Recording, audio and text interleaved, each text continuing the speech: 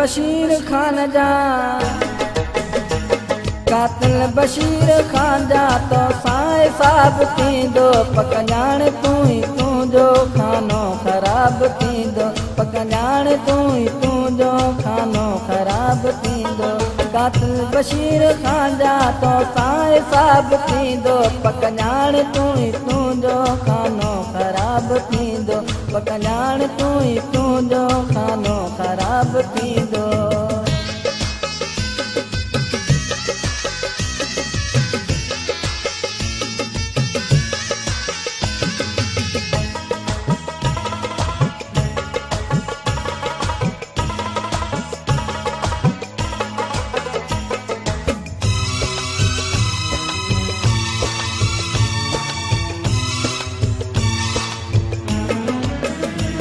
तो पंहिंजे लेके सोचो थी राह साफ़ ईंदी तो पंहिंजे लेके सोचो थी राह साफ़ ईंदी हिन सां गॾु दफ़न थी सैयद जी आस ईंदी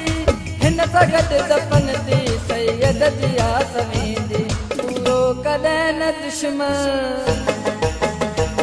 पूरो कॾहिं न दुश्मन तुंहिंजो ई काब थींदो पकञाण तूं जो खानो ख़राब थींदो पकञाण तूं जो खानो ख़राब थींदो कातिल बशीर खान जा तो साए साहब थींदो पकञाण तूं जो खानो ख़राब थींदो पकञाण तूं जो खानो ख़राब थींदो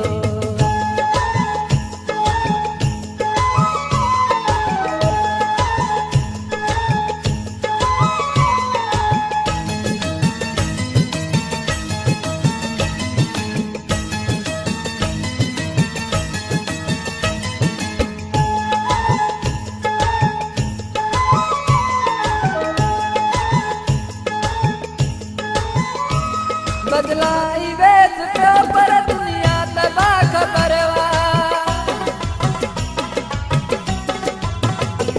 बदलाई वेस पियो पर दुनिया तबाह ख़बर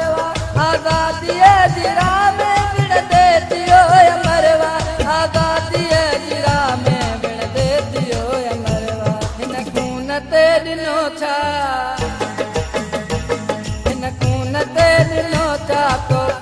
काब थींदो पकञाण तूं जो खानो ख़राब थींदो पकञाण तूं जो खानो ख़राब थींदो कातिल बशीर खान जा तो साए साहब थींदो पकञाण तूं जो खानो ख़राब थींदो पकञाण तूं जो खानो ख़राब थींदो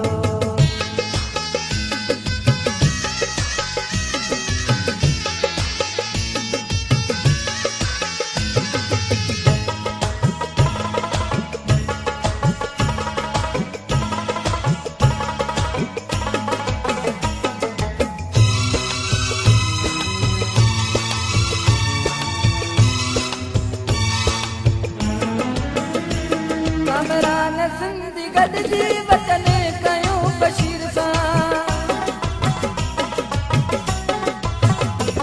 कामरान सिंधी गॾिजी वचन कयूं बशीर सां सिंध जे सुरेश जी अमद दिलगीर सां सिंध जे सुरेश जी अमद दिलगीर सां आज़ादीअ जे रूप में आज़ादीअ जे रूप में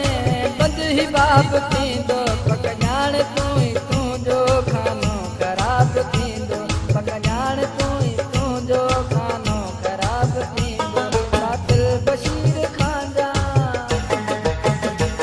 कातिल बशीर खान जा तो साए साहब थींदो पकञाण तूं जो खानो ख़राब थींदो पकञाण तूं जो खानो ख़राब थींदो कातिल